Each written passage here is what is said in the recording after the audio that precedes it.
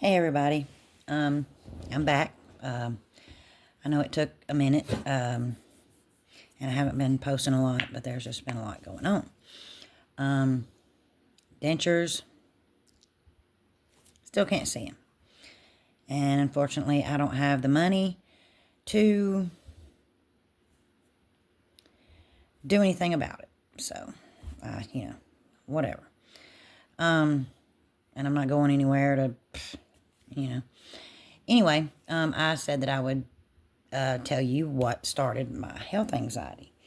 And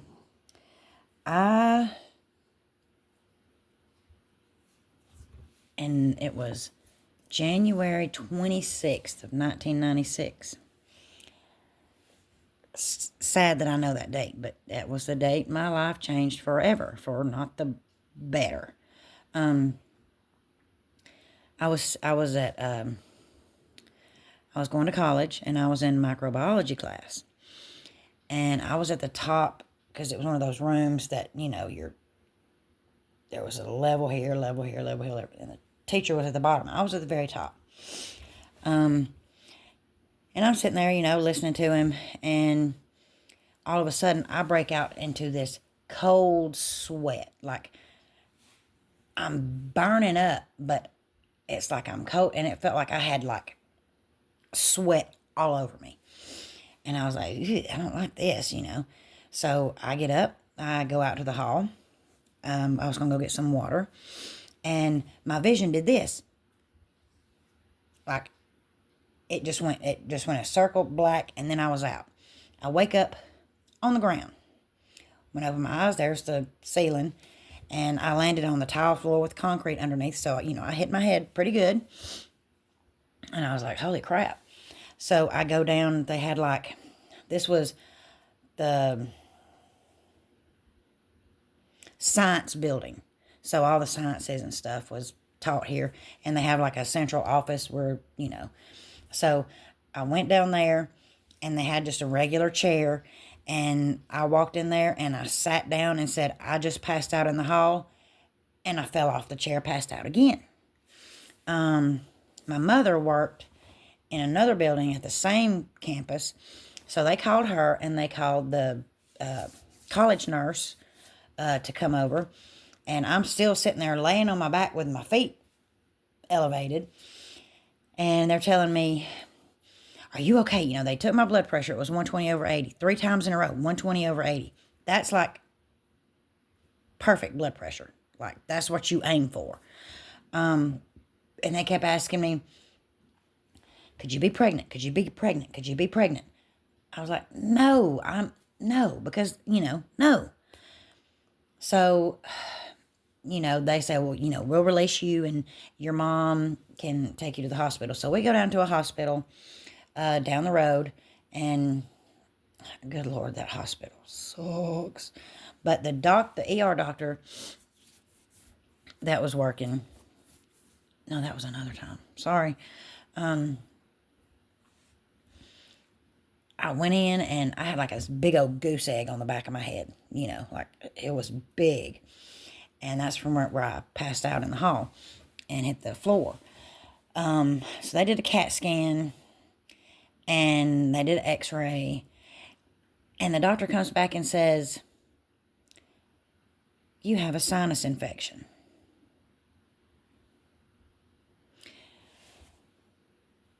First, I was not having any sinus problems, no stuffiness, no drainage, no sneezing, coughing, sore throat, no symptoms of a sinus infection. And at that point, I was like, he's lying. There's something else going on, and he's just not seeing it. So that started my downward spiral into health anxiety, aka hypochondria. So after that, when I started going back to that microbiology class where it happened, I started thinking, well, what if it happens again? So I quit going to that class. I didn't drop the class like I should have, but my anxiety was 50 out of 10. And so I was like, all right, well, I just won't go to that class. So I started going to my other classes, and then I started generalizing it. What if it happens in these other classes too? So I quit going to all those classes. And mind you, I was going into nursing school. And you've got to have certain grades to get accepted into the School of Nursing. Well, I did not drop any of these classes. I just failed them because I quit going. And it eventually got to the point where I was afraid to leave the house. And I became agoraphobic that year. That happened in January, and then we had like the spring break, which was like in May. Spring break, like the last week in March. And all of my friends and my boyfriend at the time, they wanted to go. And it was like I was the ringleader, So if I didn't go, nobody was going to go. And then they would be mad at me, and then I would feel like crap because they didn't go on their vacation. I remember when we were backing out of my driveway to go to Destin, Florida, I was crying because I was leaving, because I thought that something bad was going to happen to me in Florida. So I still went. I had started seeing, no, I hadn't started seeing a psychiatrist yet. Went to Florida, had the worst trip of my life. I didn't want to go to the beach. I didn't want to go eat. I didn't want to go anywhere. I just wanted to stay where we were staying. And then, everybody was inside. There was like 7 or 8 of us. And everybody else was inside. And they were playing drinking games and, probably partaking in some lettuce and, all this stuff. And I was sitting out in the car having a panic attack. I was physically nauseous for the 5 days we were down there. It was horrible. And when we left on the way home, I was thinking, oh, we just got so many more miles, or this many more miles, or this many more miles, or this many more miles. And when I got home, I had just the biggest sigh of relief. And when I got in the house, it was like my anxiety went away, because I was home. I was at my safe space. And people with anxiety and panic disorder, they have safe spaces where they feel like wherever they're at, they are safe and nothing's going to happen to them. And they have safe people. My safe people then was my mom, my dad, my brother, and my best friend. But it was mainly my mom and dad. Now, if my mom and dad had went with us to Florida, I'd have been fine. But, they weren't going.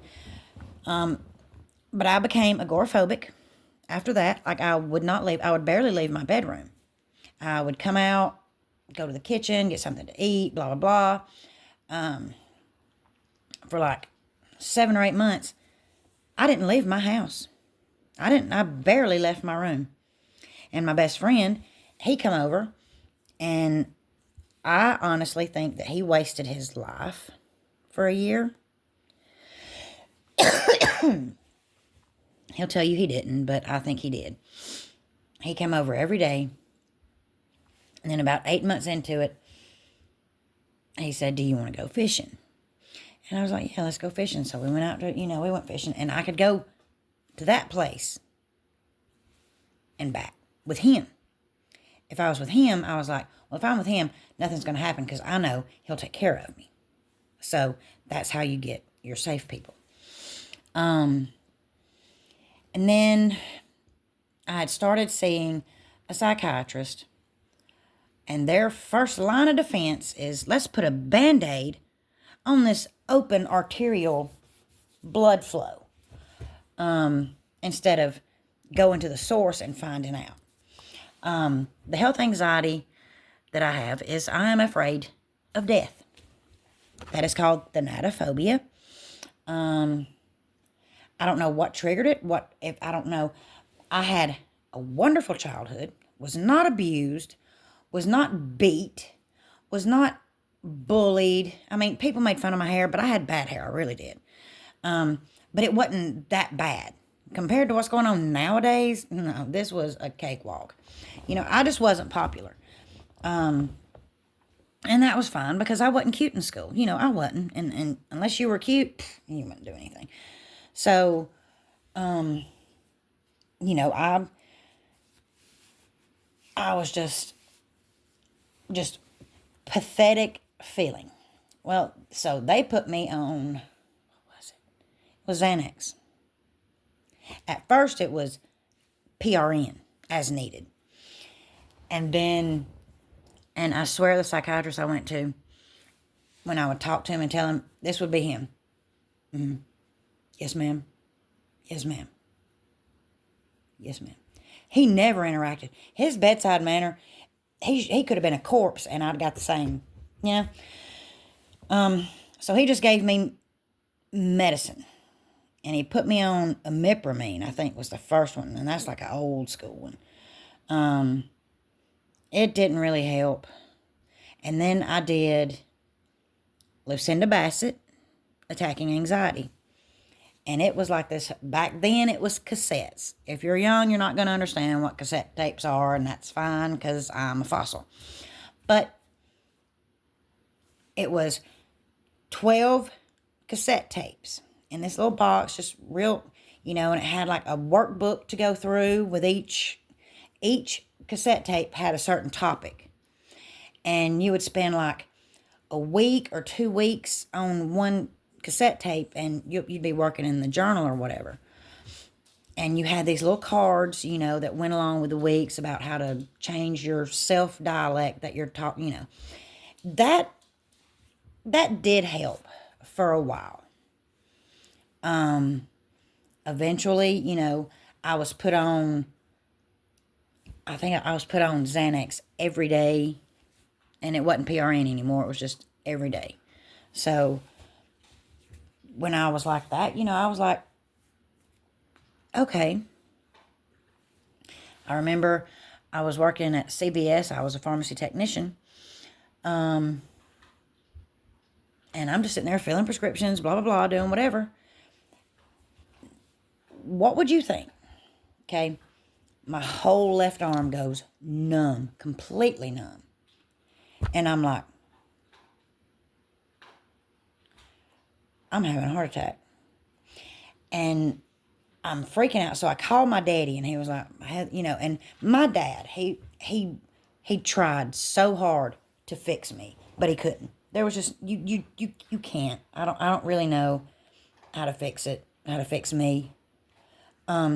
He was so frustrated, and he was so sad, and he was so, he said, I'll come and take you, and I'll take you to the hospital. So we went to the ER, and I remember this doctor. It was Dr. Charlie Williams. And he has since passed, and that broke my heart because he knew. Because he knew when I walked in that I was a hypochondriac. And because he said, he was like, it was like a pinched nerve or something. And I started crying because I was for sure it was a heart attack. And he was like, he said, why are you crying? He was like, you're crying because I told you that it wasn't a heart attack. And I was like, yeah, because my left arm goes numb or starts tingling, What's the first thing most people are going to think? It wasn't uncommon, but I was young. So, and over the years, my medicine, my antidepressants got changed. I was on imipramine, I was on Lexapro, Zoloft, Prestique, Effexor XR. I was on all of the benzos, Ativan, Klonopin, Xanax. I was never on Valium, though. They never put me on Valium. And it got up to high doses. Like my last dose when I was on benzos was 6 milligrams of Klonopin a day. I mean, a lot of people, y'all would be dragging your knuckles trying to even stay awake. And I was popping them, and I was, you know. And then, you know, drinking on top of it on weekends with your friends. Of course, that's not good. Of course, it's not. But I wasn't having panic attacks, so I didn't care.